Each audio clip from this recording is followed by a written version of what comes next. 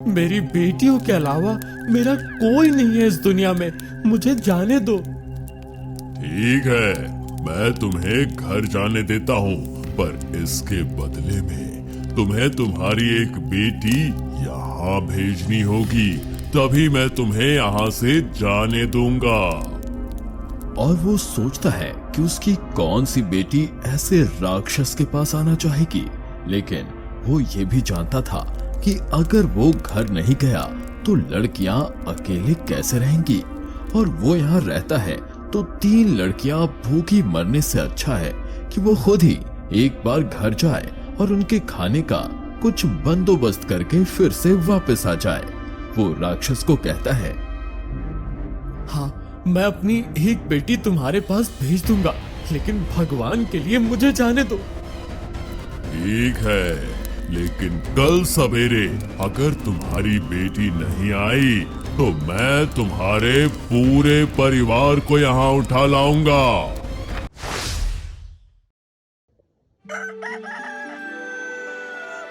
दक्षिणापुर नाम का एक बेहद खूबसूरत गांव था। उस गांव में एक परिवार रहा करता था जिसमें रामानंद उस परिवार का मुखिया और उसकी 3 बेटियां रहती थी। उनकी माँ का कुछ सालों पहले ही एक बीमारी की वजह से देहांत हो गया था। माँ के देहांत के बाद रामानंद ने ही पूरे परिवार को संभाला था। वो दिन रात अपने परिवार के लिए मेहनत किया करता और इसी की वजह से वो दिन भर बाहर ही रहता और शाम में थक कर घर आता। बात करें उसके लड़कियों की तो उसकी 3 लड़कियां थी। पहली शीतल, जो कि थोड़ी गुस्सैल और नकचढ़ी थी, उसके नाम के बिल्कुल उल्टी। दूसरी हेतल, जो उससे भी ज्यादा गुस्सैल और अपने आप को बेहद खूबसूरत समझती थी। और तीसरी थी कोमल, जो कि बिल्कुल उसके नाम की तरह थी, मन से साफ और गाय जैसी शांत, और दिखने में वो बेहद नाजुक और सुंदर थी। उसी गांव में एक श्रापित महल था जहां माना जाता था कि कोई राक्षस रहता है जो इंसान को जिंदा ही खा जाता है। इसलिए उस महल के पास से गुजरने को सबकी रूह कांप जाती।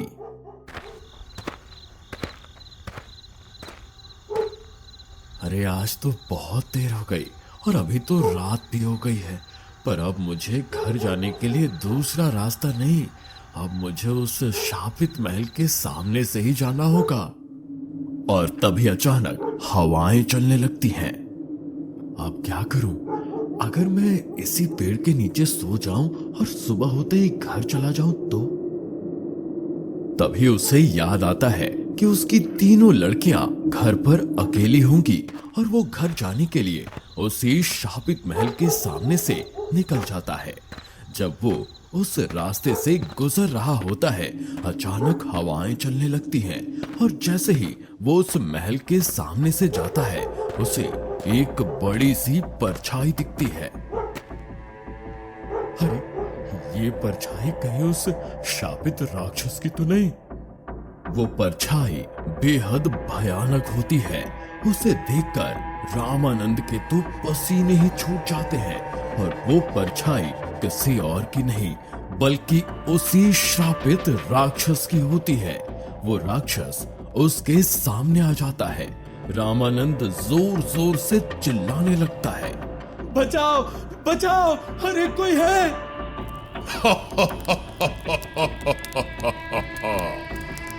मुझे छोड़ दो, मेरी 3 बेटियां हैं, मुझे जाने दो। 3 बेटियां हैं तो मैं क्या करूं? वो मेरा इंतजार कर रही होंगी, मुझे जाने दो। मैं तुम्हें नहीं छोड़ सकता, तुम्हें अब यहीं मेरे साथ रहना होगा जैसे बाकी लोग रहते हैं। रामानंद देखता है कि उसके आसपास वहां कई लोग हैं जो काम कर रहे हैं। मेरी बेटियों के अलावा मेरा कोई नहीं है इस दुनिया में, मुझे जाने दो। ठीक है, मैं तुम्हें घर जाने देता हूँ, पर इसके बदले में तुम्हें तुम्हारी एक बेटी यहाँ भेजनी होगी, तभी मैं तुम्हें यहाँ से जाने दूंगा। और वो सोचता है कि उसकी कौन सी बेटी ऐसे राक्षस के पास आना चाहेगी।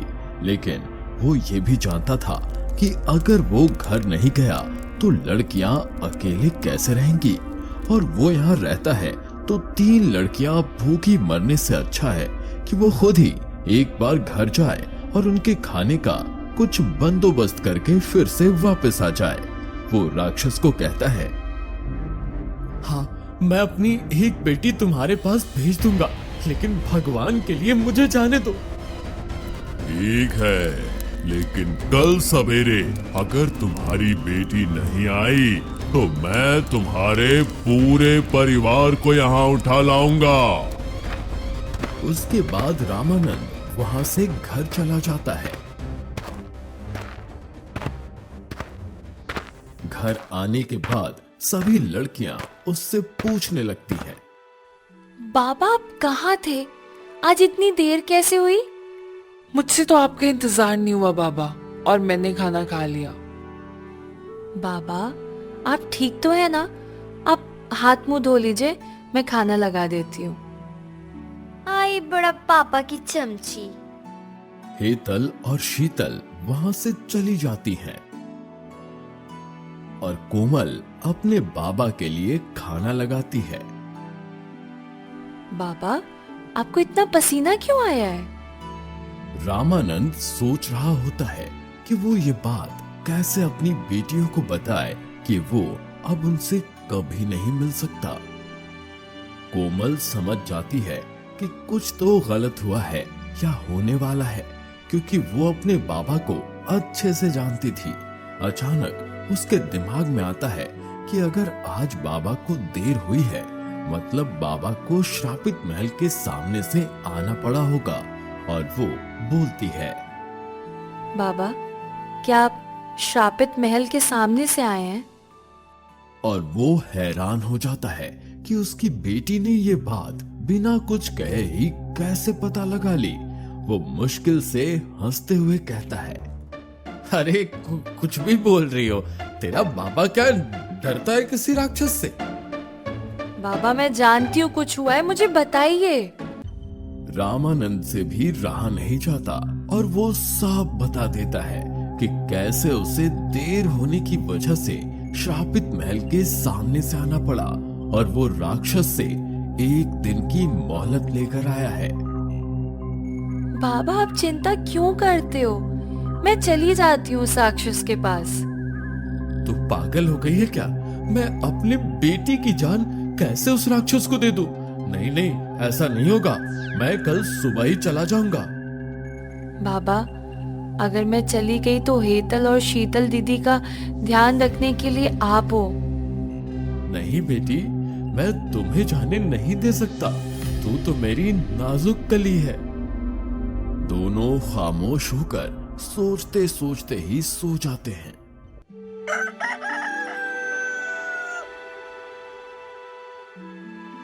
सुबह होती है और रामानंद उठकर देखता है कि उसकी बेटी कोमल वहां से गायब है। तभी वो देखता है कि उसके बाजू में एक खत पड़ा होता है। वो उसे पढ़ता है और समझ जाता है कि उसकी बेटी सुबह होने से पहले ही चली गई है। वो रोने लगता है।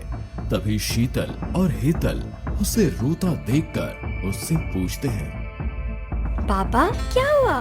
आप क्यों रो रहे हैं? और ये खत किसका है? अब कोमल का है बाबा?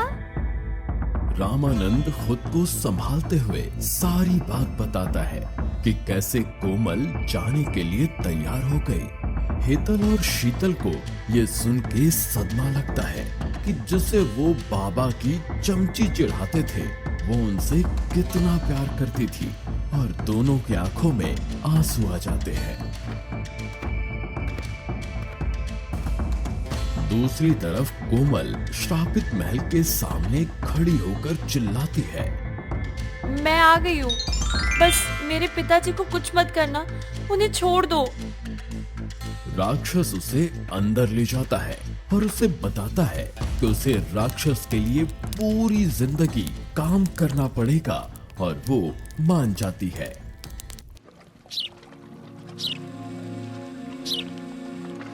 दूसरे दिन वो वहाँ के लोगों के लिए बहुत अच्छा खाना बनाती है। उसकी सुगंध राक्षस को भी आती है और वो उससे कहता है, तुम खाना क्यों बना रही हो? क्यों मतलब? हम इंसान हैं, तुम्हारी तरह राक्षस नहीं। हमें खाना लगता है काम करने के लिए। राक्षस को खाने की खुशबू बहुत पसंद आती है, लेकिन वो कह नहीं पाता कि उसे भी खाना है। राक्षस वहां से चला जाता है। दूसरे दिन भी वही होता है। कोमल सभी के लिए खाना बनाती है। कोमल वैसे ही मन से बहुत अच्छे स्वभाव की होती है और वो खुद से बोलती है, उस राक्षस के बारे में मैंने बहुत गलत सुना था। वो राक्षस है लेकिन बुरा नहीं है, बस लोगों को डराता है। वो सोचती है कि राक्षस तो मांस खाते हैं, लेकिन उसने राक्षस को कभी कुछ खाते हुए नहीं देखा, तो वो थोड़ा सा खाना राक्षस के लिए भी बनाती है और उसे बोलती है, मैंने खाना बनाया है, खाना है तो खा लो। राक्षस महल के पीछे जाकर खाना खाता है और उसे खाना खाते वक्त कोमल देख लेती है। वो बड़े ही चाव से खाना खाता है। रोज वही होने लगता है। कोमल की राक्षस को आदत सी होने लगती है और कोमल को भी राक्षस की। वो राक्षस के साथ कई घंटे बातें किया करती, तो कभी उसे खाना बनाना सिखाती। ऐसे ही एक दिन कोमल मायूस बैठी होती है। राक्षस उसके पास आता है और उससे पूछता है, क्या हुआ? मुझे बाबा की याद आ रही है। मैं तुम्हें घर तो नहीं भेज सकता, लेकिन तुम्हें कुछ दे जरूर सकता हूँ। लेकिन क्या? ये एक जादुई आईना है, जिसमें तुम जिसका भी नाम लोगी तुम्हें वो इंसान दिखाई देगा, बस तुम उससे बात नहीं कर सकती। कोमल उस आईने को लेती है और बाबा का नाम बोलती है और उसे उसके बाबा दिखाई देते हैं, जो बीमार पड़े होते हैं। बाबा क्या हुआ आपको? मुझसे बात करो ना बाबा। बाबा, मैं कोमल। उसकी ऐसी बातें सुनकर राक्षस को बहुत बुरा लगता है। दरअसल उस राक्षस को श्राप मिला होता है कि अगर कोई इंसान उस महल के बाहर जाकर सुबह तक नहीं आया तो राक्षस की मौत हो जाएगी। वो सोचता है कि अगर कोमल को अपने बाबा के पास जाना है तो उसकी खुशी के लिए वो अपनी जान भी दे देगा। वो कोमल से कहता है, कोमल, तुम घर जा सकती हो। क्या? तुम ये क्या बोल रही हो? हाँ, तुम जा सकती हो। लेकिन तुम अगर आज शाम तक नहीं गई तो मैं तुम्हें मार डालूंगा। दोनों खामोश हो जाते हैं। शाम होते ही कोमल घर को निकल जाती है। घर जाकर अपने बाबा और बहनों से मिलती है। कुछ दिन बाद उसके बाबा की तबीयत ठीक हो जाती है, क्योंकि उन्हें उनकी बिटिया रानी जो मिल गई थी। ऐसे ही 4 दिन बीत जाते हैं और कोमल को उसका घर कुछ खाली सा लगता है। उसका मन किसी काम में नहीं लगता। वो गलती से रोज राक्षस के हिस्से का भी खाना बनाती है और उसी की याद में रहती है और वो खुद से ही बोलती है, वो राक्षस भले ही है लेकिन वो मेरा दोस्त है और मुझे उसके पास जाना चाहिए। तभी उसे राक्षस के दिए हुए जादुई आईने की याद आती है और वो आईने में राक्षस का नाम लेती है। वो देखती है कि राक्षस अधमरी हालत में पड़ा है। वो बिना कुछ सोचे भागती हुई महल जाती है। तुम यहाँ क्यों आई हो? चली जाओ जल्दी। लेकिन क्यों? अगर तुम फिर से आई तो तुम वापस नहीं जा पाओगी। मुझे फर्क नहीं पड़ता, मैं तुम्हारे साथ रहना चाहती हूँ। तुम राक्षस हो लेकिन मेरे दोस्त हो और तुम्हारी चिंता करना मेरा फर्ज बनता है। ऐसा बोलते ही राक्षस के अंदर से बहुत तेज रोशनी निकलने लगती है और वहां पर एक साधु प्रकट हो जाते हैं। कन्या, तुम्हारा मन जल की तरह साफ है। तुम बिना अपनी परवाह करके राक्षस के लिए दौड़ी चली आई। ये राक्षस कोई और नहीं बल्कि इस महल का राजकुमार है, जिसको मैंने ही श्राप दिया था, और जब तक उससे कोई कन्या प्रेम नहीं करेगी तब तक वो राक्षस ही रहता। लेकिन तुमने उससे प्रेम करके उसे मुक्त कर दिया। कोमल देखती है कि राक्षस एक बेहद खूबसूरत नौजवान में बदल जाता है और दोनों की धूमधाम से शादी हो जाती है।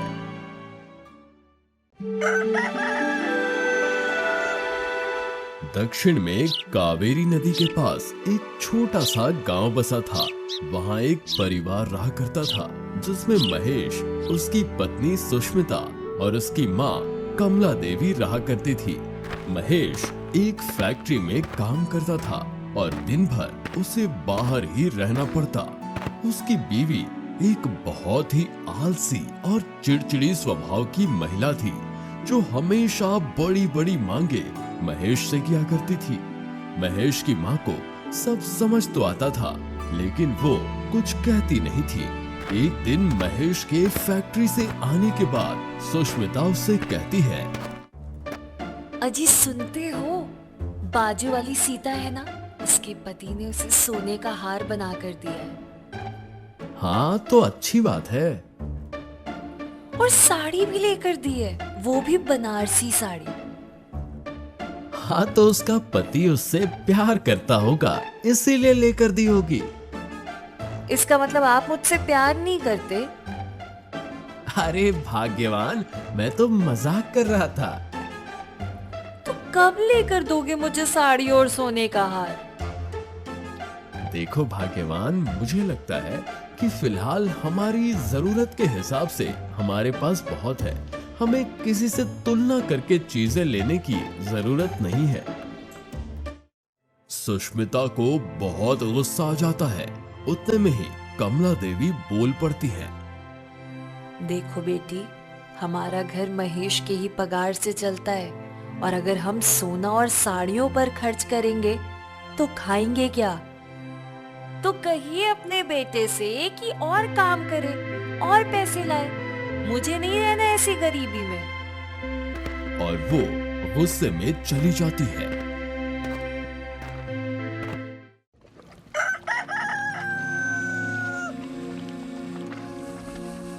दूसरे दिन वो फिर से उसकी पड़ोसन सीता के घर जाती है और दोनों बातें करने लगते हैं। तो मिला क्या सोने का हार?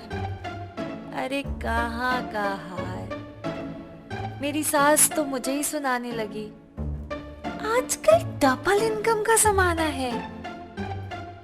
ये डबल इनकम क्या होता है?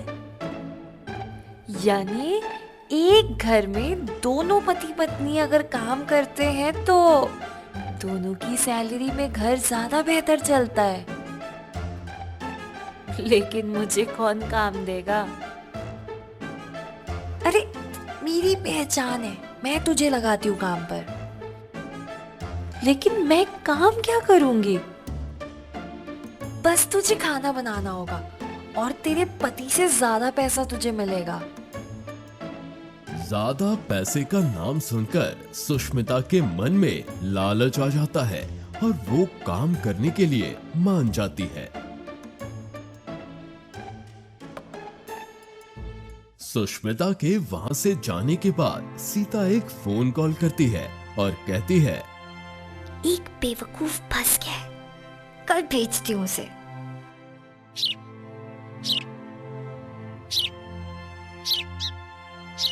दूसरे दिन सुष्मिता सीता के बताए पते पर पहुंच जाती है। वहां सुष्मिता देखती है कि एक ढाबा है और वहां एक और महिला काम कर रही है। वहां उससे धनीराम मिलता है और कहता है, तुम्हें सीता ने भेजा है ना? जी हाँ। तुम्हें यहाँ बस 4 घंटे काम करना है, उसके तुम्हें 1000 रुपए रोज मिलेंगे। ये सुन के सुष्मिता की खुशी का ठिकाना नहीं रहता। वो मान जाती है। सुष्मिता वहां काम करना शुरू कर देती है।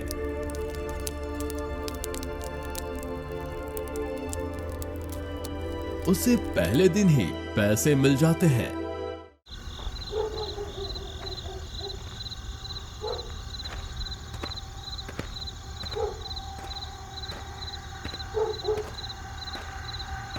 अरे, तुम कहां गई थी? आपकी इतनी सी कमाई में क्या होता है, इसीलिए मैंने भी काम करना शुरू किया है।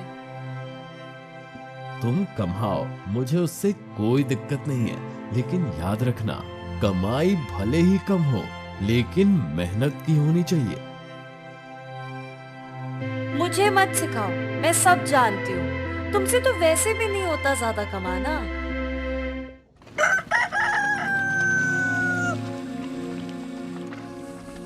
दूसरे दिन सुष्मिता फिर से काम पर जाती है। वो देखती है कि उसे सिर्फ 1000 रुपए मिल रहे हैं और धनीराम के ग्राहक तो मानो खत्म होने का नाम ही नहीं लेते। तो उसे कितना ज्यादा पैसा मिलता होगा, लेकिन उसे ये नहीं पता होता कि धनीराम उस खाने में नशीला पदार्थ मिलाता है, जिसकी वजह से उसके ढाबे पर भीड़ रहती है और वो खत्म होने का नाम नहीं लेती।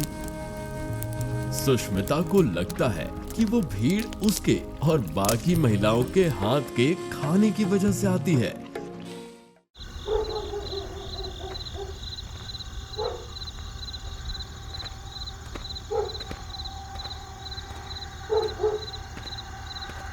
उस दिन सुष्मिता रात को सोते सोते ये सोचती है कि अगर वो खुद का ढाबा डाले तो उसे 1000 रुपए की जगह और ज्यादा पैसे मिलेंगे।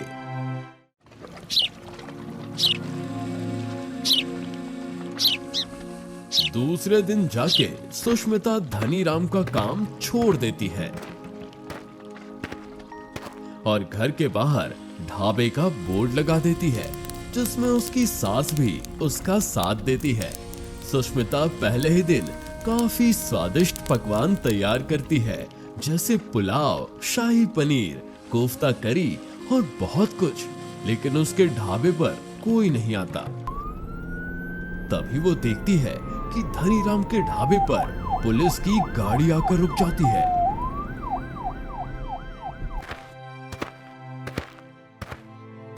हमें सूत्रों से पता चला है कि तुम्हारे ढाबे के खाने में नशीला पदार्थ इस्तेमाल होता है।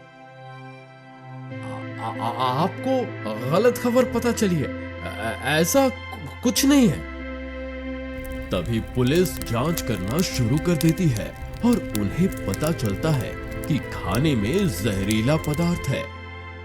धनीराम के पैरों तले जमीन खिसक जाती है और वो माफी मांगने लगता है, लेकिन पुलिस उसकी एक नहीं सुनती और उसके साथ साथ वहां काम करने वाली महिलाओं को भी जीप में बिठाकर ले जाती है।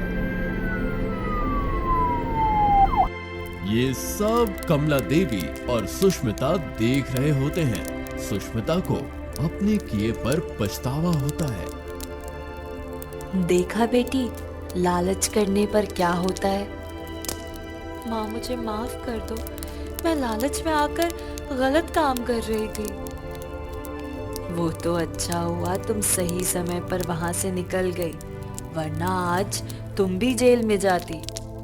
हाँ माँ, मैंने बहुत गलत किया है, लेकिन तुम्हारा वहां से काम छोड़ने का कारण भी तो लालच ही था। आप भी ना माँ। और दोनों खिलखिलाकर हंसने लगते हैं। तभी एक आदमी उनके ढाबे पर आता है।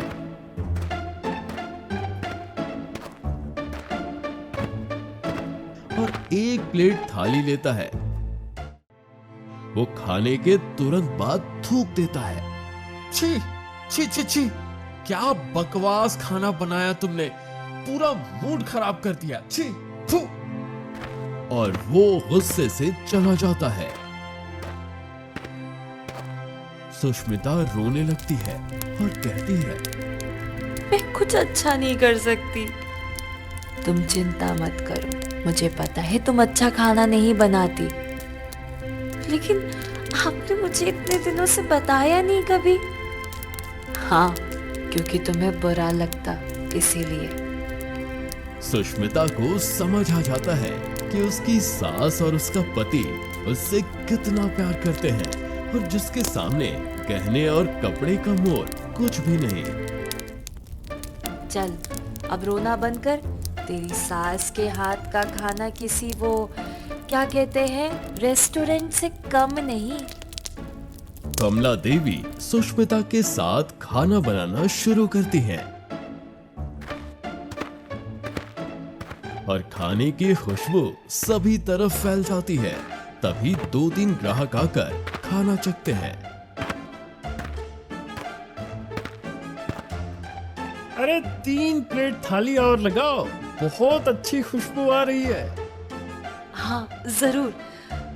सुष्मिता सबके लिए खाना लगाती है और सब बड़े चाव से खाना खाते हैं। उनको खाता देखकर और कई ग्राहक आकर्षित होकर ढाबे पर आ जाते हैं और उनका ढाबा चल पड़ता है। तभी महेश की फैक्ट्री बंद पड़ जाती है और उसके पास कोई काम नहीं होता, तो वो भी उसकी बीवी के ढाबे पर मदद करने लग जाता है।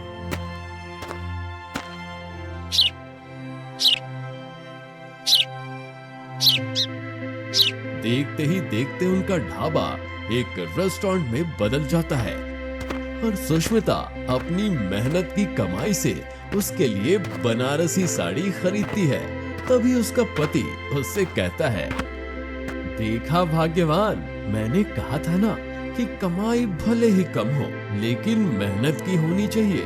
और आज देखो, वही सुष्मिता जो मुझे पैसों के लिए ताने मारा करती थी, आज खुद की मेहनत की कमाई से साड़ी खरीद लाई है।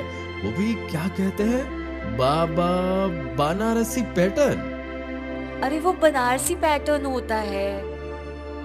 और दोनों खिलखिलाकर हंसने लगते हैं। तभी घर जाते वक्त उसे सीता, जो उसकी पड़ोसन होती है, वो दिखाई देती है।